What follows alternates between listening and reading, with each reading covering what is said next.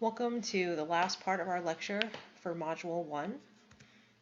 In this part of the lecture, we're going to talk about Mexican independence and how that affected California, in particular, the Native Americans. So Mexican gained independence from Spain in 1821, and there was a push after that to secularize the missions and no longer make them religious entities. Originally, one half of the property was to go to support the Native Americans, and one half was to go to support the priests and the officials. But this didn't actually come to pass. There was this big shift from colonialism to this idea of serving an empire to private enterprise. So rather than just doing everything for Spain and the colonizer, working to enrich mostly the well-to-do people of Mexico. And so this led to the establishment of ranchos. So private land ownership was not allowed under Spanish rule, so all of the land belonged to Spain and the Spanish government. As kind of a backlash against that, large land grants were given to the Mexican elite. And this included large portions of land that were forcibly taken in California. And so due to this, those missions that were mostly on the coast people started to push inland. So those interior populations lost land and suffered the greatest violence in order to establish these large land grants that were given to these Mexican elites. And so to give you an idea of the type of violence that Native Americans faced, one party who was trying to seize land and combat Native Americans who were being defiant to that, wrote, "We invited the wild Indians and their Christian companions to come and have a feast of pinole and dried meat. The troops, the civilians, and the auxiliaries surrounded them and tied them up. We separated 100 Christians. At every half mile or mile, we put 6 of them on their knees to say their prayers, making them understand that they were about to die.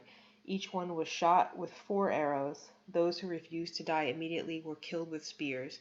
We baptized all the Indians, non-Christians, and afterwards they were shot in the back."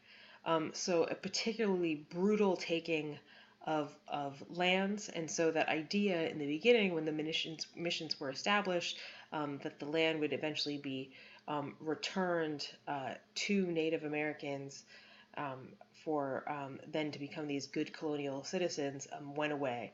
And so as the mission period ended, they actually faced increased violence, not less. And so these ranchos, required lots of labor, and where were they going to get that labor? They used Native Americans again. At this point in time, the tribes had been heavily fragmented. Disease continued to devastate them, and so these new estate managers took advantage of that, often making deals with one tribe in order to have them bring in members of another tribe in order to work for them. And so it's effectively slavery, which was outlawed, but their social status kind of allowed this forced labor.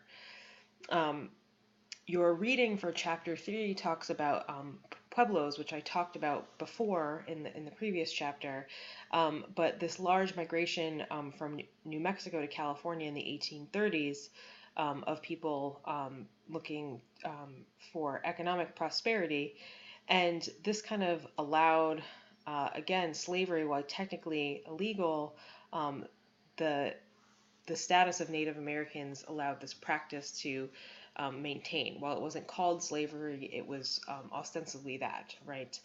And so in Chapter 3, you hopefully by now have read about Guadalupe Trujillo and her trial when she killed her Native American servant who had been with her since she was a child, an orphan child, and kind of how her claims of self-defense, even though the judge not believing it was self-defense, her punishment was uh, extraordinarily mild for having murdered this woman, and afterwards was pretty much able to go on with her life and prosper as though it never happened.